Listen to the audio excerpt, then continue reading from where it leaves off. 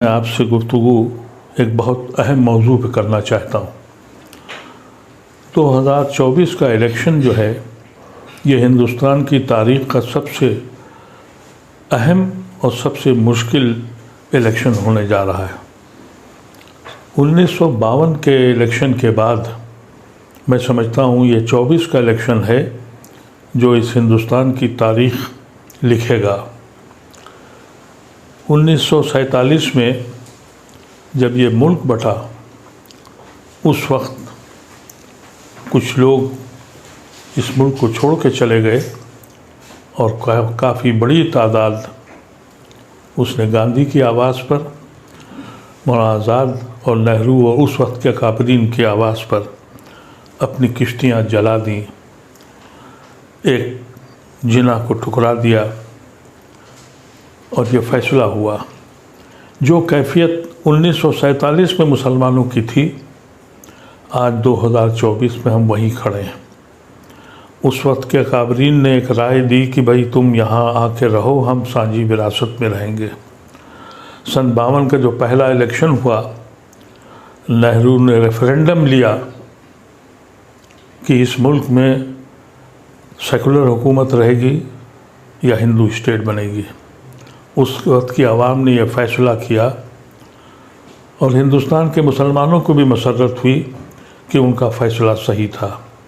हम मुसलमानों ने चाँद और सितारों की तमन्ना नहीं की थी, हमने सिर्फ यही चाहा था कि हम इज़्ज़त के साथ अपने भाइयों के साथ रहें। पिछले 10 साल से जो कुछ हो रहा है उससे इस मुल्क का किसान हो, मज़दूर हो और कारीगर हो, हर तबका फ़िक्रमंद और परेशान है। और बिलख़ुसूस मुसलमानों के लिए अब फ़ैसला करना है कि उनकी ज़िंदगी कैसे गुजरेगी। आपको इसमें एक हक़ाइक़ बताना चाहता हूँ, हमारी बर्बादी के बायस में हम खुद शरीक हैं। अगर आप हिंदुस्तान के तज़किया करिए तो 84 पार्लियामेंट्री सीटें ऐसी हैं जहां मुसलमान जिता सकता है या हरा सकता है। उसमें से 72 सीटें बीजेपी के पास हैं। 80% स्ट्राइक रेट बीजेपी का मुस्लिम कॉन्स्टिट्यूंसीज़ में है।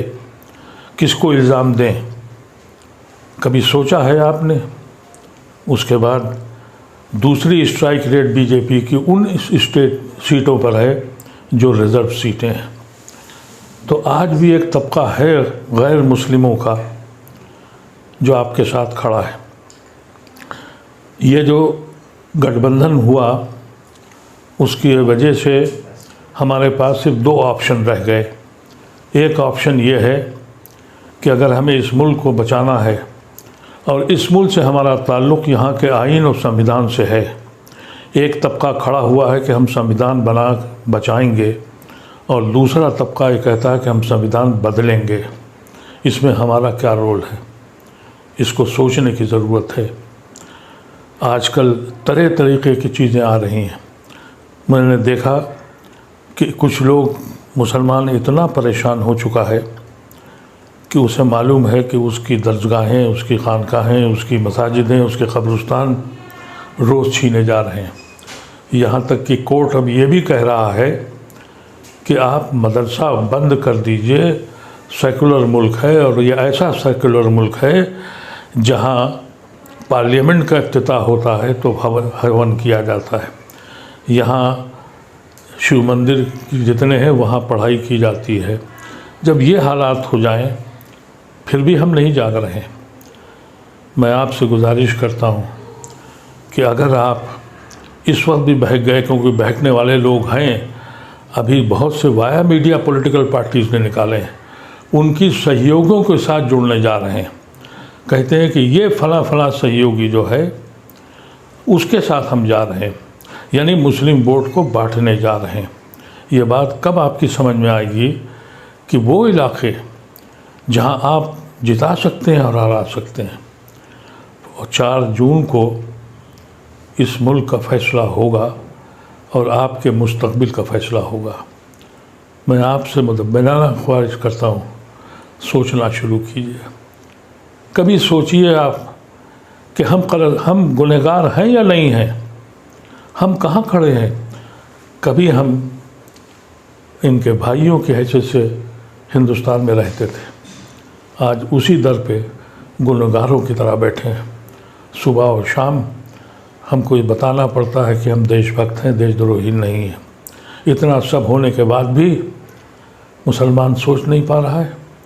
और कुछ लोग हैं जो कहते हैं कि हम पासबंदा हैं और फलाना अशराफ है। जाके देखिए उन अशराफ की कोठियों को और उनकी हवेलियों को, जो जिन खंडरात में अब कबूतर के बसेरे हो रहे हैं। ये कभी देखा आपने? हुकूकत यह है कि पूरी मुस्लिम कौम पासमानदा है। अल्लाह तबारक व तआला मेरी ज़बान में इतना असर दे कि आपको दिलों में हिला सके। मेरे पास वो ज़बान नहीं है, मेरे पास वो कलम नहीं है जो आपको सोचने के लिए मजबूर करे। अगर आपने इस बार भी यही किया, अगर आप 5 सीटें भी कम, वोट भी कम कर सकते हैं, तो यकीन कीजिए कि आप मिल्लत पर और हिंदुस्तान पर एहसान करने जा रहे हैं। हमारा ताल्लुक़ इस मुल्क में हिंदुस्तान से सिर्फ़ आइन के साथ है।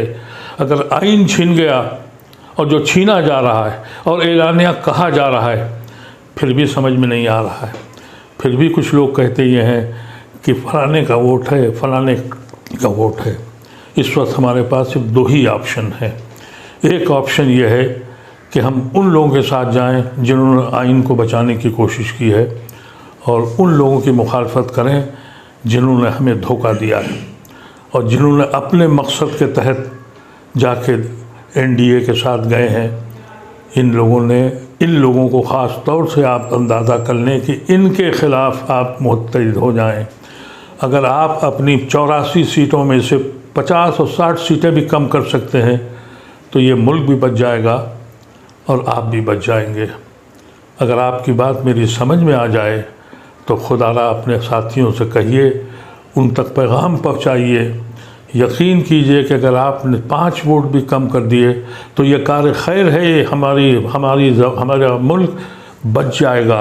मेरा दीन भी कहता है कि जालिमों के हाथ रोको, तलवारों से अब नहीं रोक सकते, वोट से रोक सकते हैं।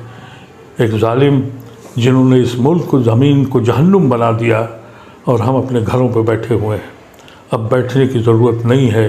अब सिर्फ ये फ़ैसला कीजिए, कोई हो, अगर ये जीत गए तो जो लोग आपके साथ हैं ये भी हमको किस्मत के हवाले करके छोड़ जाएंगे।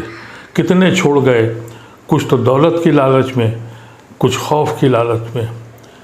और अगर ये दोबारा जीत गए तो फिर वो जो बचे के जो सेकुलर हिंदू आपके साथ खड़े हैं, ये भी आपका दामन छोड़ देंगे। फिर आपके बच्चों का क्या हश्र होगा। और अगर आप जीत गए, इनको रोक लिया आपने, तो आपका वक़ार बुलंद हो जाएगा। आज आपकी हैसियत क्या है? कोई पॉलिटिकल पार्टी आपको घास नहीं डालती, आपको बुलाती नहीं है। यहाँ तक कि जो मुस्लिम कॉन्स्टिट्यूंसीज़ हैं वहाँ पर भी गैर मुस्लिमों को देती है और मजबूर है उनको जिताने के लिए। ऐसी शक्ल में एक बात सोचिएगा ज़रूर, और इस बात पर सोचिएगा कि ये एक आदमी जो बीमारी के बाद अपनी उम्र के साथ और बीमारी के साथ जिसकी आँखें अपने रब से मिलने को बेचैन हैं, ये उसका आखिरी इलेक्शन है। मैं इलेक्शन का कैंडिडेट नहीं हूँ, लेकिन अपनी मिल्लत की तरफ देखता हूँ तो दूर दूर तक कोई दिखाई नहीं पड़ता। सारे इख्तलाफात छोड़ दीजिए, सारी जमातें छोड़ दीजिए, अशराफ और पासमानदा छोड़ दीजिए। सिर्फ़ एक फ़ैसला कीजिए कि इस मुल्क के कानून को, इस मुल्क के आइन को बचा लीजिए। हमारे बुज़ुर्गों ने इसी आइन की रोशनी में हमने अपने मुल्क को, एक मुस्लिम मुल्क को छोड़ दिया था। इतना सोचना ज़रूरी है। बहुत बहुत शुक्रिया। अगर आप मेरी आवाज़ से आप मुतमईन हो तो खुदारा अपने आवाज़ को दूसरों तक पहुंचा दीजिए, और इस पर सोचिएगा, सोचिए और फ़िक्र कीजिए और अमल कीजिए। बहुत बहुत शुक्रिया।